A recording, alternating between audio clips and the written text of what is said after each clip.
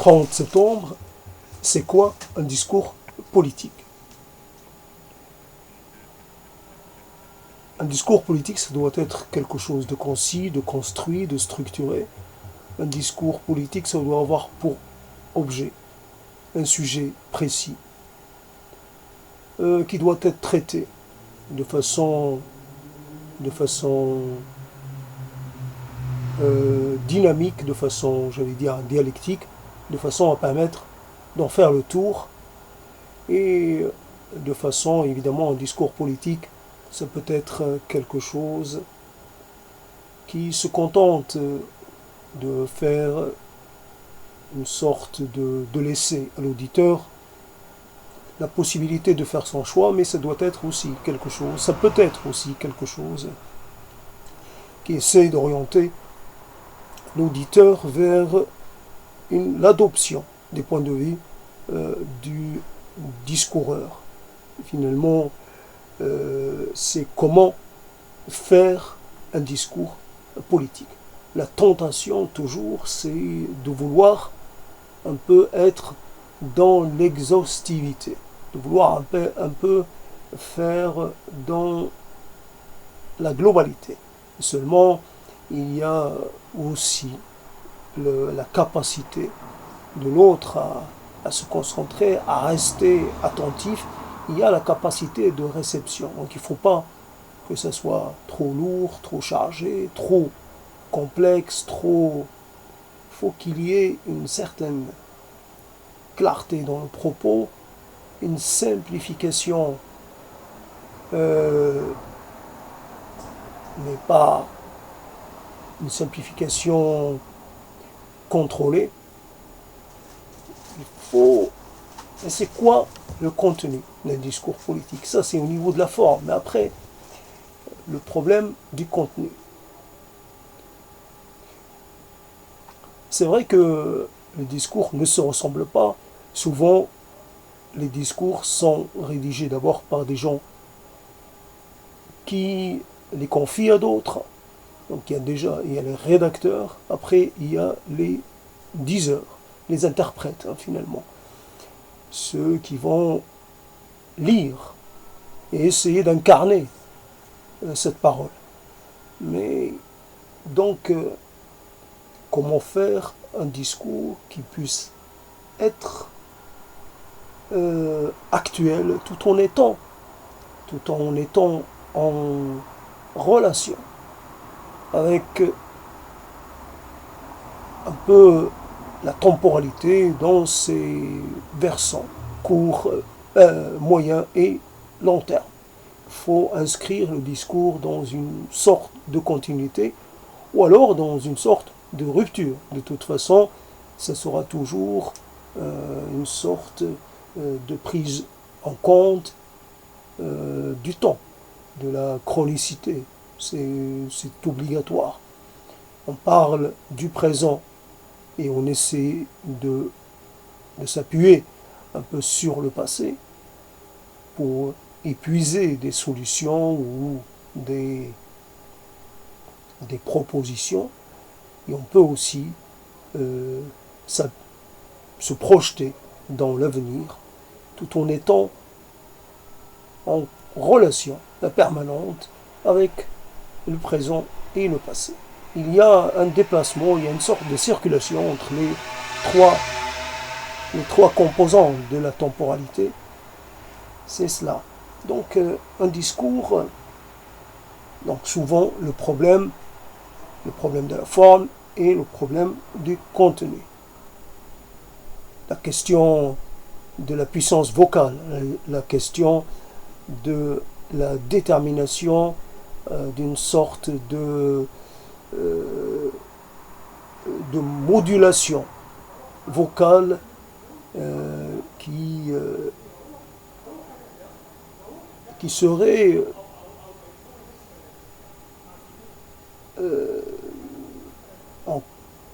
qui serait une aide assez décisive.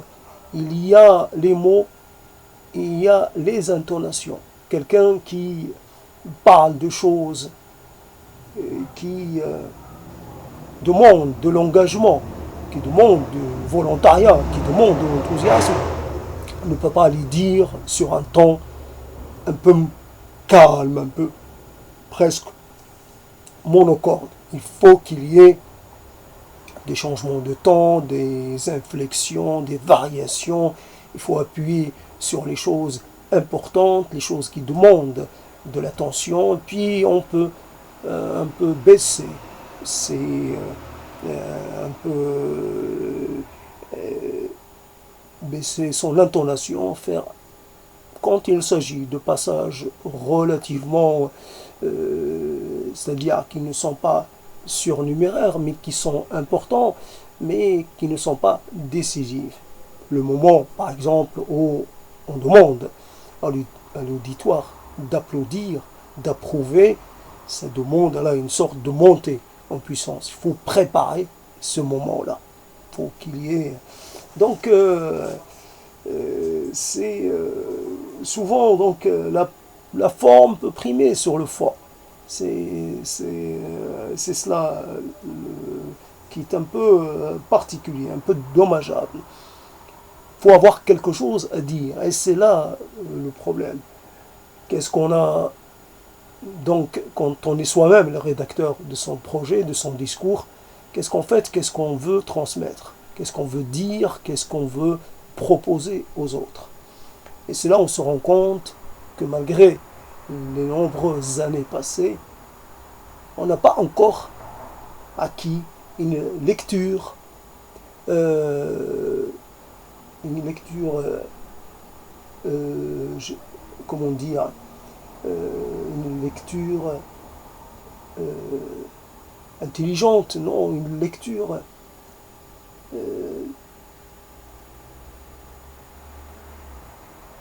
une bonne lecture de la situation. Il nous manque des éléments.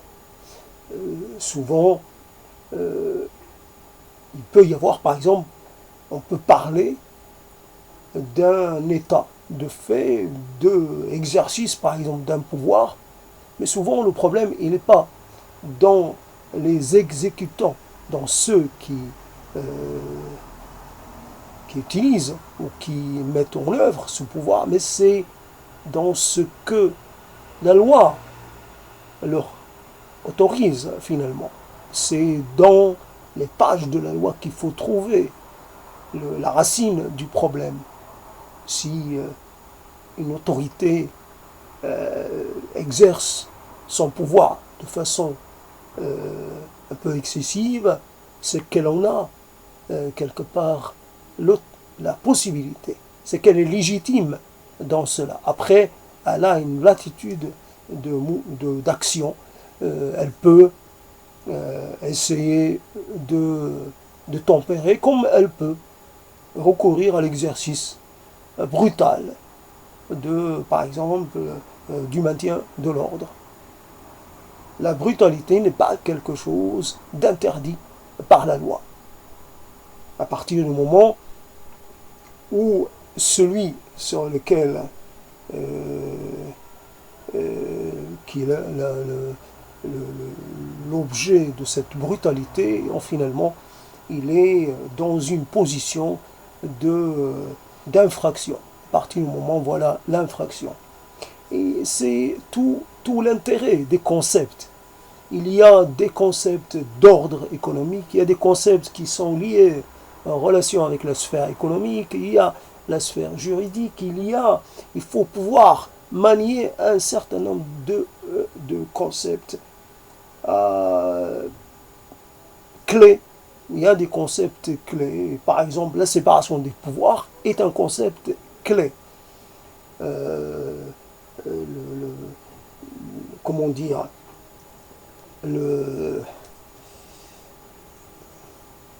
l'esprit de la loi est aussi quelque chose de clé.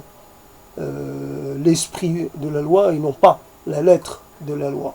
C'est toute la chose, toute la nuance entre au niveau de l'application des sanctions et la prononciation des jugements. Il y a une latitude qui est laissée comme ça aux autorités pour pouvoir s'adapter, pouvoir sanctionner sans trop, finalement, sans trop sanctionner. Comment dire, il y a donc un discours politique, il doit être un peu, c'est comme un acteur qui doit en fait jouer pour des publics différents. Il faut pouvoir s'adresser à son public, même si il n'est pas homogène. Voilà, il faut aussi avoir l'idée d'une certaine hétérogénéité du public. D'où l'intérêt de la répétition de son propre discours. Si je bute sur le mot hétérogénéité, ça va m'être défavorable. Donc il y a des termes qui sont pas évidents à prononcer comme ça, de façon, comment dire, de façon non répétée. Donc il faut répéter. Il faut répéter. Donc il ne faut pas lire, évidemment, il faut s'imbiber de ce qu'on a à dire. Il faut vraiment avoir cela à l'intérieur de soi et pouvoir, comme ça, le mettre en mouvement le temps venu. Chaque élément succède à un autre élément dans une sorte d'ordre un peu un ordre idéal des prémices jusqu'à un peu le gros du discours, le corps essentiel du discours, puis on arrive un peu à l'épilogue, à la fin, qui doit être elle aussi une sorte de mise en perspective des choses, une sorte de porte ouverte sur les choses à faire, les choses à mettre en place. C'est évidemment fait de mots. Un discours, c'est fait de mots, c'est pas fait d'autre chose. Et donc, les mots ont leur importance. L'usage des mots, le choix, le tri, la sélection, un peu l'arbitraire, on peut sélectionner un mot plutôt qu'un autre parce qu'on aura décidé qu'il est plus efficient, qu'il est plus adapté à un contexte particulier plutôt qu'un autre mot. Simplement, après, évidemment, une fois que le mot est sorti, il devient un peu définitif. Donc il faut être en sorte de ne pas se faire condamner par ses propres mots, par ses propres propos. Il faut se laisser une certaine marge de manœuvre. Je dis quelque chose, c'est pas définitif. Je ne condamne pas de façon arrêtée. Je laisse toujours une porte de sortie au cas où. Il faut que je revienne sur mes propos, au cas où il faudrait que j'apporte des rectifications. C'est cela aussi le discours politique. Alors, évidemment, je me perds dans l'élaboration de cette chose. Il est tard, c'est jamais évident. Il est minuit, c'est jamais évident de parler de choses comme cela. Et moi, j'ai écouté une partie comme ça d'un échange avec quelqu'un et j'avais un peu pensé à ce que j'avais écouté, dit par Mélenchon, et quelque chose m'est resté. Il y a des concepts que Mélenchon n'a pas utilisés et qu'il aurait été important qu'il utilise. Je suis resté avec cette impression-là. Je n'ai pas d'exemple en tête que je peux citer. Et cette personne élargissait un peu. Il y a quelquefois, on doit rétrécir le champ pour expliquer une chose qui a besoin d'être détaillée. On ne peut pas toujours invoquer j'allais dire, l'arrière-plan constitutionnel, politique, historique. Et quelquefois, il faut élargir le champ et voir un peu plus loin en prenant en compte, c'est quelqu'un qui parle du pouvoir et qui aspire à exercer le pouvoir lui-même. Il doit, il doit, il doit aussi réfléchir sur le pouvoir, sur la nature du pouvoir. C'est vrai il y a la Cinquième République et il y a la Sixième République qui pourrait lui succéder. Cette sixième serait quelque chose qui enlèverait un peu cette place accordée au discours du, du, du chef de l'État d'une certaine façon, un peu lui enlever un peu de son aura, un peu de sa puissance. Euh, la parole présidentielle est une parole qui a un poids, et donc c'est bien sûr ça peut être utilisé de façon excessive par un président et moins excessif par un autre. Il y a des présidents un peu moins dans le péremptoire, un peu moins dans la flagrance, un peu moins dans l'affirmation de la puissance. Il y en a qui ne se gênent pas. Donc finalement, et comment, sans être concentré sur le sujet, comment peut-on parler du sujet? Il y a, comme je parle, et j'ai l'impression que c'est un peu quelque chose, une coquille vide. J'ai pas d'exemple concret. Je sais que j'ignore beaucoup de choses. J'arrive même pas à les définir, ces choses qui me manquent, parce que j'ai besoin d'éléments. J'ai besoin d'éléments concrets pour pouvoir me lancer, me relancer, à me sentir un peu dans une certaine... me sentir présent dans mon propos. Mais je voulais quand même...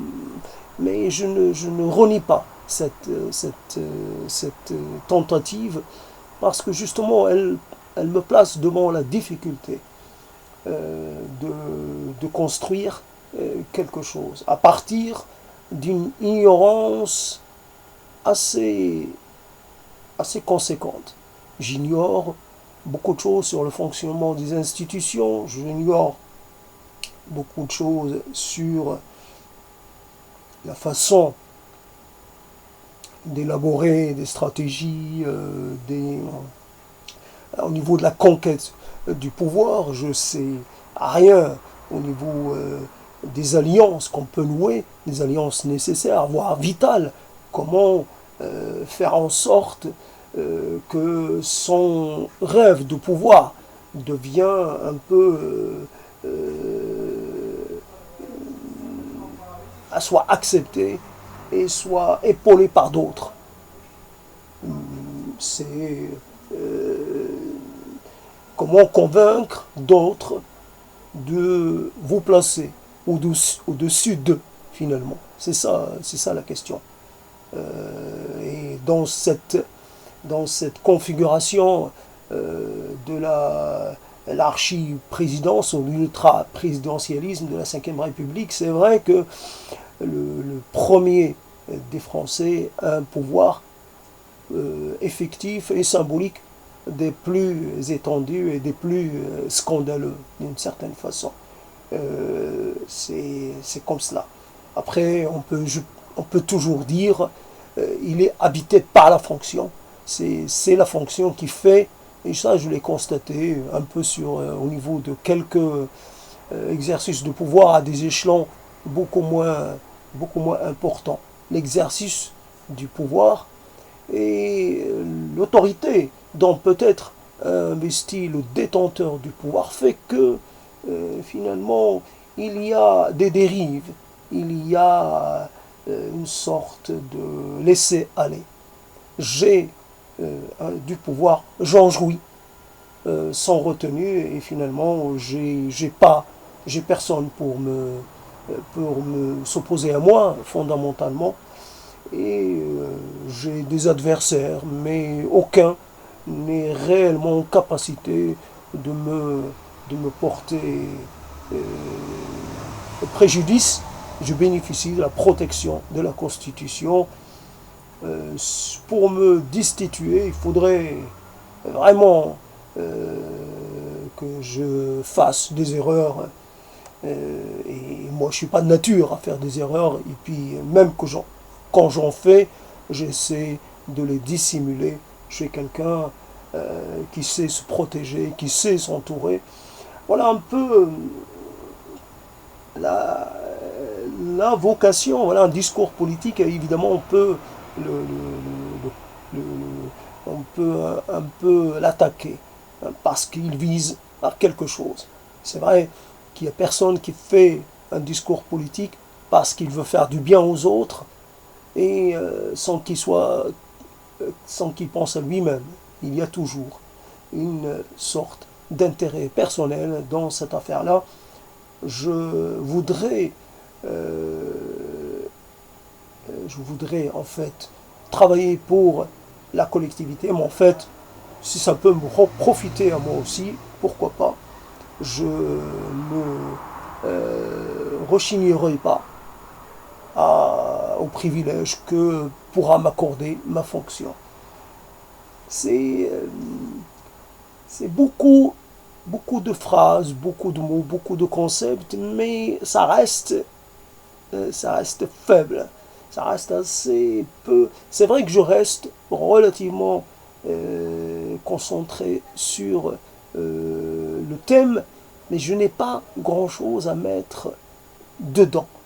C'est une soupe, quelque chose d'un peu. Il y a de l'eau et il y a rien d'autre. Un peu, c'est une soupe, mais c'est plus de l'eau chaude qu'autre chose. Il manque quelque chose. Évidemment, je vais pouvoir trouver des éléments. Il suffit que j'écoute quelque chose. Après, pour m'en imprégner, évidemment, c'est le moment. Le moment n'est pas le bon. Mais j'ai jugé que c'était intéressant d'entreprendre l'exercice dans des conditions un peu défavorables. C'est toujours l'intérêt de la chose, c'est y aller sans préparation. Après, ça, ça, ça, se, ça se met en place ou ça se met pas en place. Ça aboutit à quelque chose d'intéressant ou pas.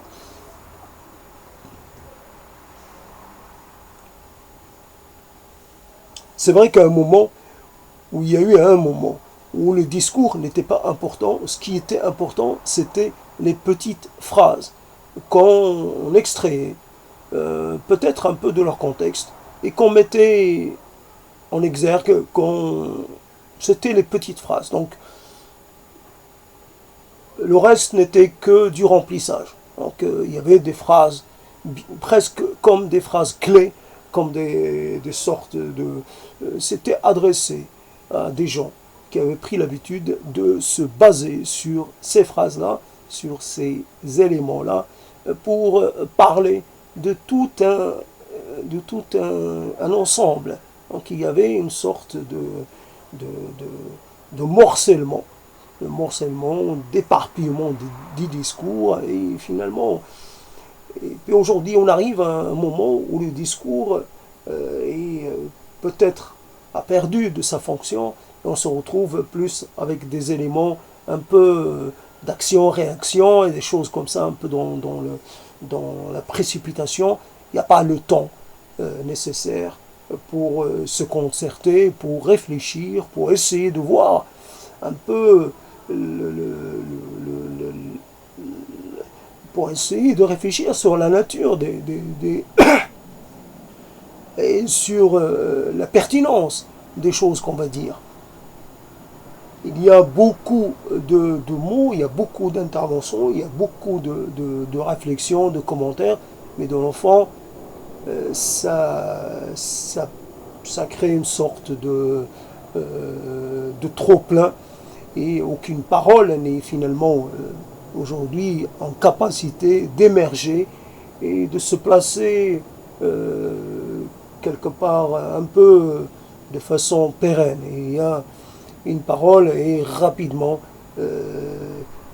mise en arrière, rapidement occultée par une autre, hein, dans une sorte de course aux commentaires, à la réaction du commentaire sur du commentaire sur du commentaire. Évidemment, ça ne s'arrête pas.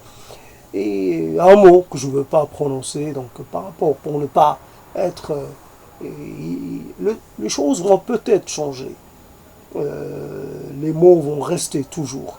Les mots, on pourra peut-être changer de civilisation, on aura toujours besoin des mots, parce que c'est la façon la plus directe pour passer un message, pour communiquer, pour s'adresser à des gens. La parole reste à ce niveau-là le moyen le plus direct. Évidemment, on ne peut pas parler à tout le monde quand on veut s'adresser à des millions de gens. Il faut passer par des sortes d'aides. Il faut utiliser des outils, mais voilà, donc un discours politique. C'est un moment aussi, là, un moment une sorte de prise de conscience de ce qui se passe, une sorte de réflexion sur le moment, réflexion sur la situation, et puis une sorte de projection dans l'avenir. Une situation est toujours caractérisée par des aspects qui sont divers. Il y a souvent des choses qui sont dans une sorte d'équilibre, et puis il y a des éléments qui sont plutôt qui sont menaçants, qui constituent un péril. Alors comment un peu anticiper les périls, comment finalement se préparer, comment s'organiser pour aussi là pour répondre aux défaillances, aux déséquilibres, aux crises présentes ou à venir, comment faire en sorte que la situation reste sous contrôle, qu'on offre toujours des perspectives, qu'on permette aux gens de pouvoir toujours penser à une amélioration possible. La situation est difficile, mais pas catastrophique et pas désespérée. Voilà ce qu'il faut dire en substance, ce qu'il faut dire et répéter.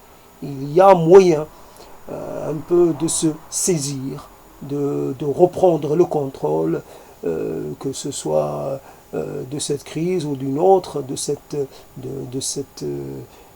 situation, de cette calamiteuse ou d'une autre. Il y a moyen de voilà, de un discours politique. Ça peut être quelque chose qui a des élans un peu prophétiques, peut-être une sorte de, comment dire, ça peut prendre aussi cet aspect-là, quelque chose qui peut être un peu hors sol. Il y a des moments où il faut, au moins, il y a des moments où il faut qu'il y ait une sorte d'emballement, une sorte j'allais dire, de transcendance. Il faut un peu quitter l'instant, quitter le présent pour un peu se lancer, un peu à la conquête de l'avenir, dans une sorte d'emphase. Il faut dans une sorte d'enthousiasme incontrôlé. Il faut faire preuve d'une sorte de folie prophétique, une sorte de geste oratoire un peu, un peu libre, un peu non contrôlé. Il faut qu'il y ait quelque chose qui, de l'ordre un peu de l'hystérie ou de l'ordre de la sorte de dépassement de soi dans une sorte de ouais, c'est aussi, donc c'est l'art oratoire. L'art oratoire dans ses multiples dimensions. Il peut avoir des dimensions, tout ce qu'il y a de plus, j'allais dire, paisible. Il peut aussi basculer vers une sorte de montée, une sorte de puissance, puissance de l'évocation, puissance de la projection, puissance du rêve, puissance presque de la vision, quelque chose de visionnaire. Voilà un mot qui est intéressant, le côté visionnaire du discours. Ouais, je conclus par ça. Donc j'ai fait un effort un peu désespéré, mais je ne voulais pas rester sans marquer ce passage du 30, du 29 au 30, voilà, ou du 30 au 1er, je ne sais plus. En tout cas, on tente, on tente toujours, en politique comme en d'autres secteurs. On tente de trouver les moyens de faire, j'allais dire, de faire en sorte qu'il y ait une, une sorte de rassemblement. Voilà encore un mot important autour d'un projet. La politique, ça a besoin de participation, ça a besoin d'accompagnement, ça a besoin d'acquiescement, ça a besoin d'engagement. On peut pas faire les choses en petit comité. Il faut que la masse comment dire, la masse dans son acceptation noble, c'est pas, il n'y a pas de mépris dans ce terme. C'est le peuple, le plus grand nombre puisse se sentir concerné et participer au mouvement. Le problème qu'il y a, c'est la variable temps. Le temps accordé est trop court pour pouvoir réellement porter son dessein au plus haut de ses possibilités. 5 ans, avant c'était 7 ans, c'est trop peu. Et on peut pas, il y a des résultats qu'on ne peut pas obtenir dans le court terme. Et à ce moment-là, si on reste un peu trop près des échéances, finalement, on est condamné à des arrangements, à des sortes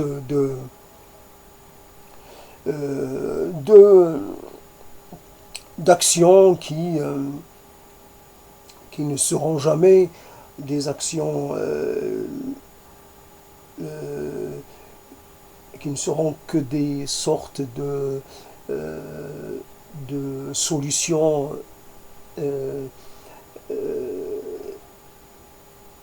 des solutions, j'allais dire amis quelque chose, je trouve plus le terme.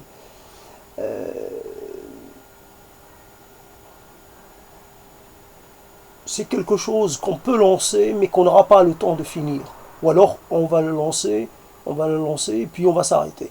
Parce qu'on aura peur. On aura peur que cela entraîne j'allais dire, cela soit la cause de notre éviction du pouvoir. C'est le risque. Donc il faut réaliser son programme, ou une partie de son programme, tout en